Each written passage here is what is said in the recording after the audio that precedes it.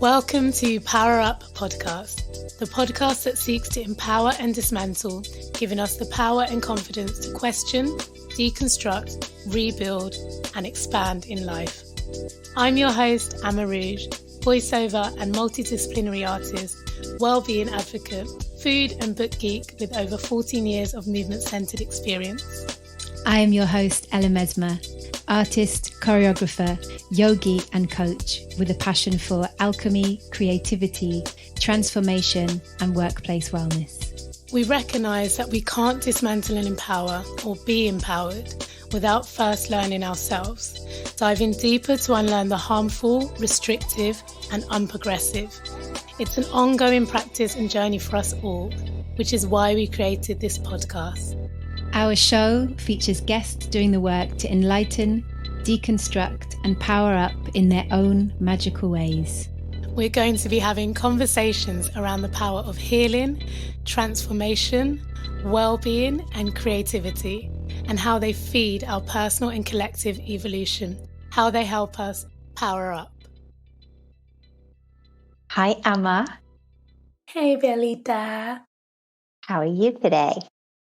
I'm good. I've had a very full morning, and actually this is really welcome to have a moment in the day where we get to connect and we get to check in because we haven't been able to for a little while, have we?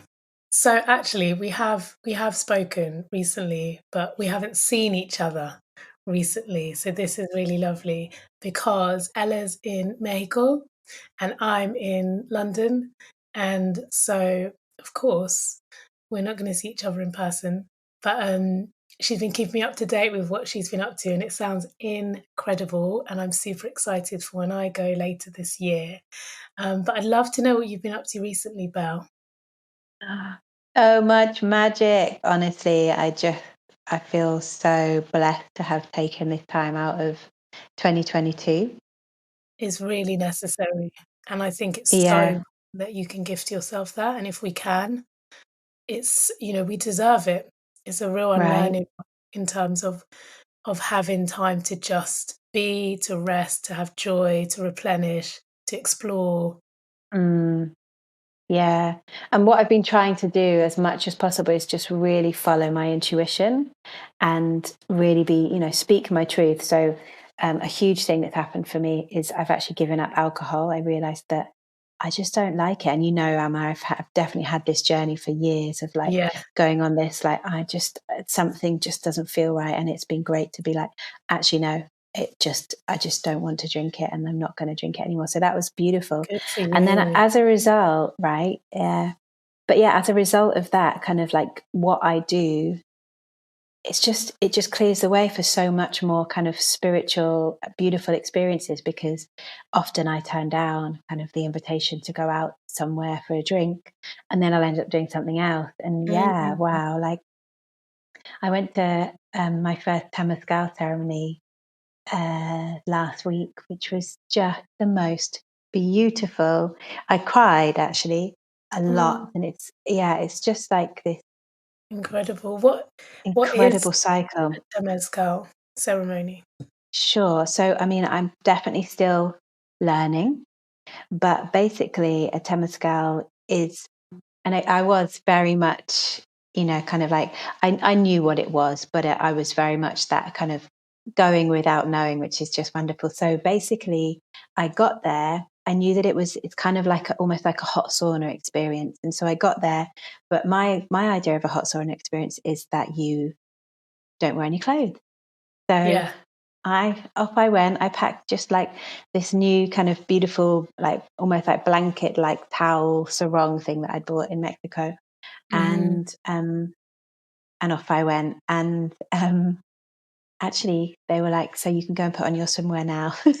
I was like, oh no, I didn't bring any swimwear. It was just like, those special moments where you're like, oh no. A wonderful human lent me his t-shirt and literally was like my superhero for the evening. Saved my life. And I did luckily have like some great little shorts. So it was fine. But basically, you then kind of go on this this cycle. So you start with, they use kopal, which is like a beautiful kind of incense to just do like a cleansing on your body. And then you essentially walk into this, it kind of looks almost like an igloo, but built of like blanket. And you walk inside this igloo, and there's a kind of a ritual of, it's like, like a circular kind of hut, and you walk around the circle in a particular order to sit down. And then they bring into there's a circle in the center of this circular space, which they call it the womb or the belly button. They say that the whole space is the womb, and then this center point is the belly button, which they fill over a cycle. There's 4 cycles, and they fill it with volcanic rocks, which they heat on a fire, and then they bring it in to the space, right? And then you go through a cycle of the 4 elements, and each time you'll make blessings. So there's kind of different ways that the ceremony can happen, but you might make blessings with each, or intentions with each set of rocks that come into the space. You sing songs around this like fire in a circle. You will play music, and they often use kind of this beautiful shamanic drum and sing lots of like traditional songs, often in the Mayan language. And essentially, like the final stage, so each stage represents an element, and in the final stage, the idea is that you're reborn. And so you kind of go through this cycle, almost like the cycle of life and death.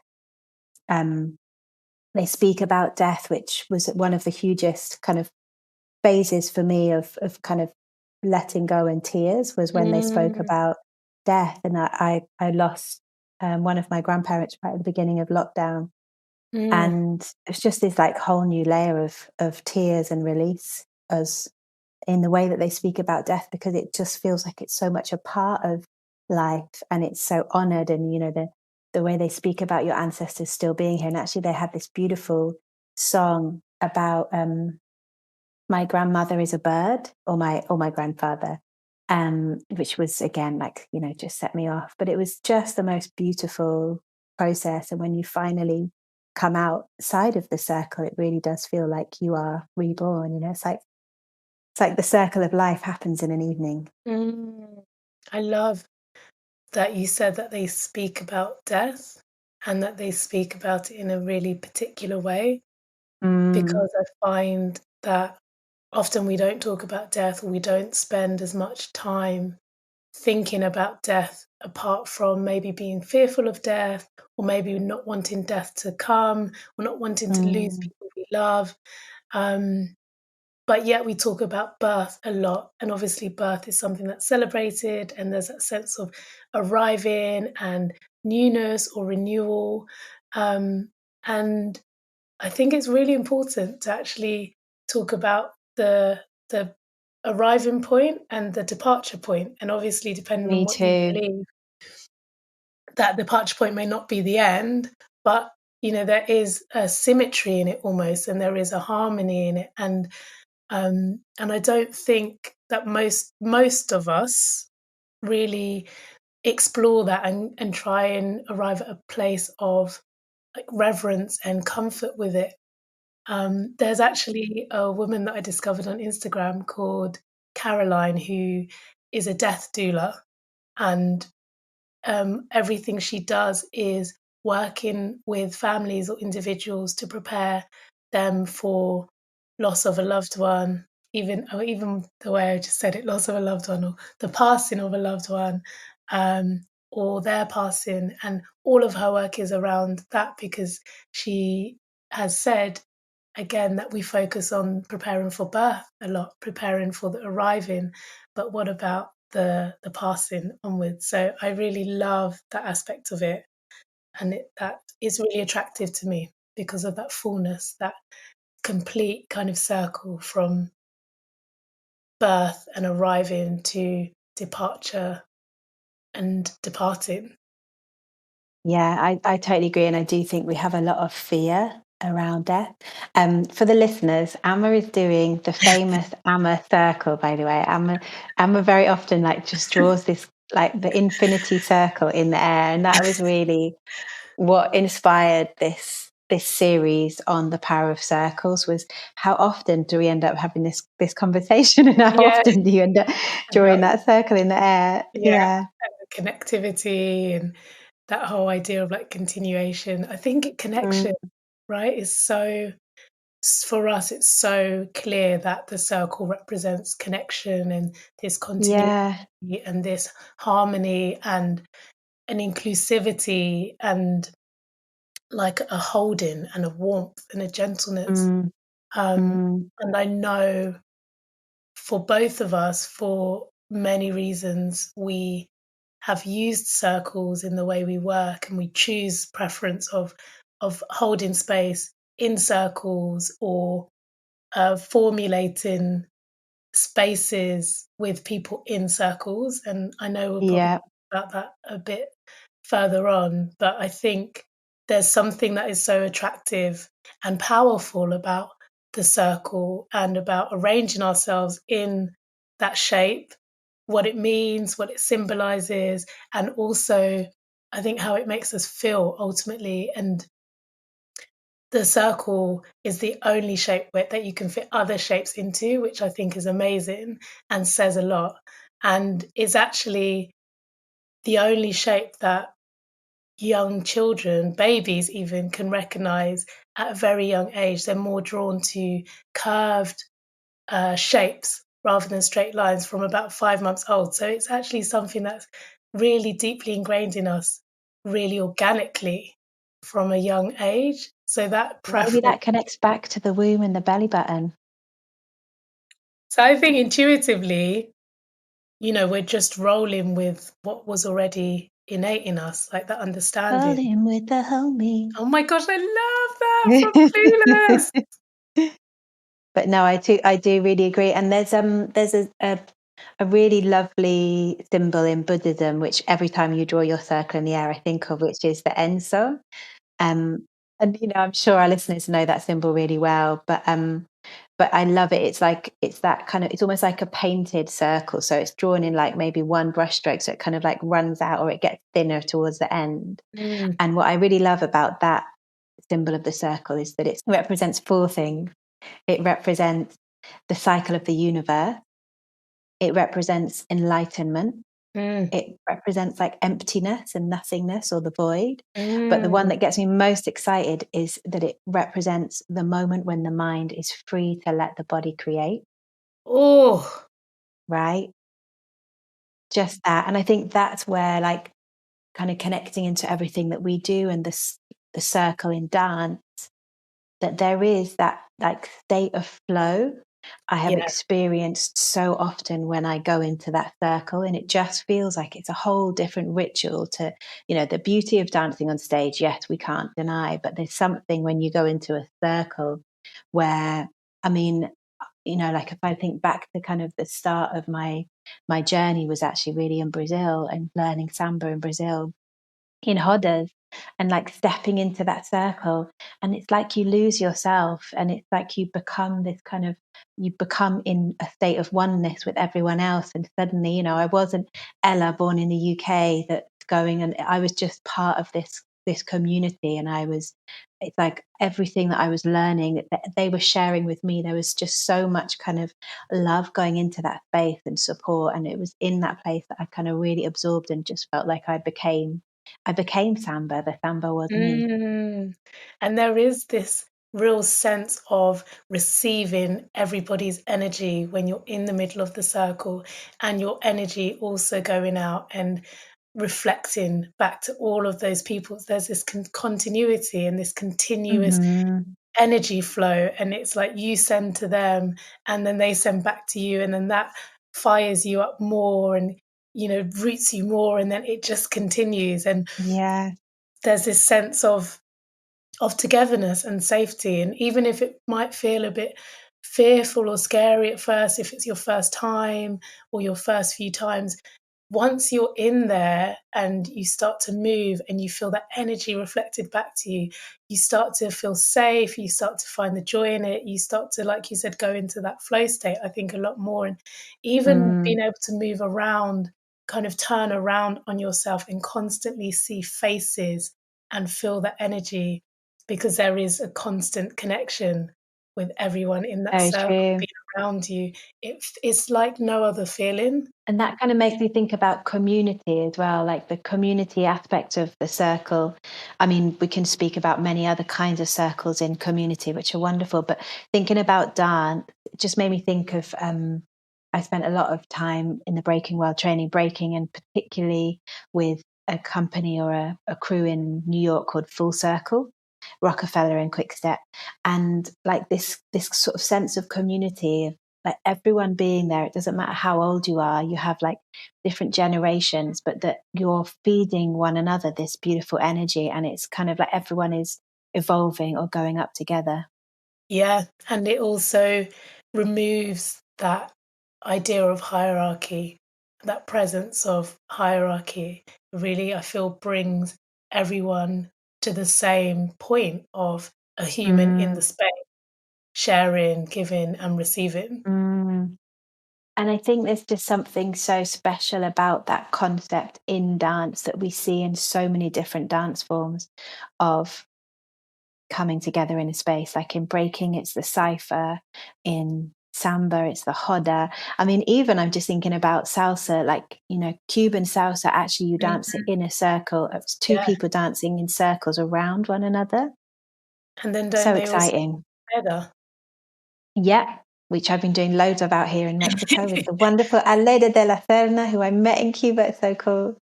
And then you also have circles really been prevalent in storytelling, passing down traditional stories and folklore, Yeah. sharing music and traditional music and dances, and it's so present in so many aspects of life. We have it in art, we have it obviously in nature.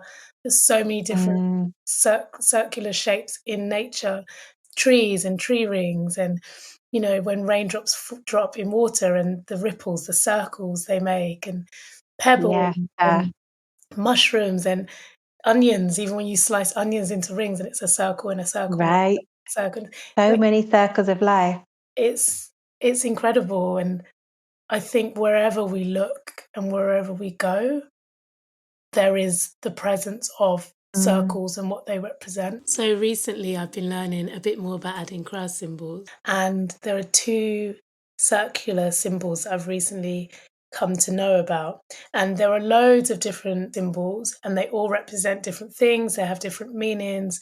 Um, and if you want to find out more about them, we actually pulled some Adinkra cards way back in episode 5 with Elsie, for her episode, and I would really encourage you to go and have a listen now, and also to buy the cards because they're brilliant, they um, really are. aren't they? I love them. So Um, good. so one symbol represents greatness of the sun, and it symbolizes vitality and renewal, which I love because, again, nature, the sun, and the moon, and the presence Beautiful. of sun. Yeah. And Two epic circles that we really need in our lives every yes, single day. yes, exactly. And we were talking about your experience in the Temescal and this sense of you are leaving and feeling reborn. And here we go, Mm, we get this beautiful symbol which symbolizes vitality and renewal. And I've put the mm. names of both of these symbols in the show notes. One of them I can't pronounce. The other one is Adinkrahene, and that represents, well, it's the chief of the Adinkra symbols, and it's a symbol of greatness, charisma, and leadership. And this symbol is said to have played an inspiring role in the designing of all of the other symbols, and it signifies the importance of playing a leadership role. Ah. And I, Ooh. right? I love that because it subverts what we understand the circle to mean and to be. And I don't think it removes this idea of inclusivity, but I think it gives us another perspective at looking at the circle. So it'd Yeah. be interesting to find out some more about that, I think, going forward. Beautiful. I love that it's the starting point ultimately for all the symbols, and that plays into the idea again of the circle being the geometric shape that all the other shapes can fit into. Yeah. It's making me think about leadership as well, of like kind of that old, we've got that old idea of leadership, which is the kind of, for me, it's the triangle of, one person at the top and everyone else underneath that person in power. Whereas for me, leadership, effective leadership is about the circle, and it's about bringing everyone up together. And that's why, like, when I teach, for example, I love to use the circle, because it takes away that kind of idea where we learn someone else is better than someone else and where your social status is. It really feels like a circle is a space of equality, and where everyone's voice is important and everyone gets to be seen just as much as everyone else. Yeah, I completely agree. What about circles in general? Like, what are all the circles that we love? So I'm geeking out right now on the Mayan calendar, which is, like the Gregorian calendar, you tend to see it in that, on the squares, on the grid. You hang that up on your wall. That's how you kind of look at the calendar. But the Mayan calendar is circular. I'm still learning a lot about the Mayan calendar. I'm holding in front of me a wonderful book, which is called The Dream Spell Astrological Diary, and it's by the wonderful Jyoti Mix Rider. And I do take this diary with me everywhere now, because basically it will give you kind of like for every single day in the Mayan calendar, there is something that we're alchemizing, something that we're learning. And so today, the 20th of March, is Red Rhythmic Dragon. So for each day within the Mayan calendar, you'll have kind of a theme. And the theme of the Red Rhythmic Dragon is coming into balance with our highest potential reality. And dragon is the cosmic mother calling us to rebirth our primal connection to source and to work on our issues around dependence and codependency, which I just think it's the best thing to have this little theme. And then you go about your day, but you've kind of got this, you've set this intention for, what am I alchemizing? What am I working with? That's a circle I flipping love. I love cheeks. I was just thinking about my nephew's cheeks and how big and like circular they are. I just cute. love cheeks. Yeah, I love them. And I love all cheeks. I love bum cheeks as well. I love them. I love bum cheek. Great cheek. So good. Yeah. I love watermelons, as you know. Yes. And pizza. Me too. Do mangoes as a circle? They don't. I love mangoes. They do not count as a circle, but I'm not sure they count as a circle, but I do also agree. Love them. Cats. I love cats. Let's get back to subject.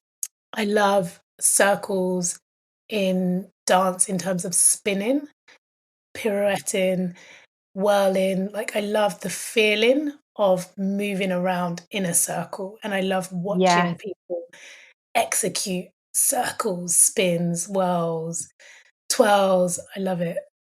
I also love how that, it feels like that just gets you to this really high state of like almost that like liminal space between coming back, and being in control.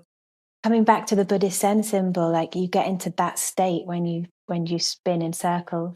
Yeah. And I do love the circle of life, coming back to the Lion King. It gets me every single time, just the message of the circle of life. Yes, same. And also rings. Rings, yeah. I think there's just something so beautiful about that adornment of circles. The symbol of the circle is the symbol of we are whole, complete, perfect, exactly as we are. Oh my gosh, can I add one more thing that I love, actually? Yes, please. The rings on a tree trunk. I love when you see that intersection of trees and you see all of those rings. At the Natural History Museum, they've got a sequoia tree trunk, and you can see the cross section of it, and it's just I just find it so stunning. I get so mesmerized and taken in by them, and I love trees anyway. I think they're so quietly majestic and Totally agree. Best huggers in the world. Listeners, what circles do you love? We would love to hear. Let's take this month of March to celebrate the circle. Thank you for listening. You can connect to us and our guests via the links in each episode's show notes. Before you go, we invite you to hit the subscribe button so you don't miss out on any of the goodness to come. And if you enjoyed today, perhaps tell a friend to tell a friend. We are always grateful for you, our listeners, for our fabulous guests, and to everyone who has contributed to and been a part of our journey here. Our music is by Tomo Carter. Everything else is brought to you by us, the Power Up Power Team. I'm Ella Mesmer. I am Amma Rouge. And we are Power Up Podcast.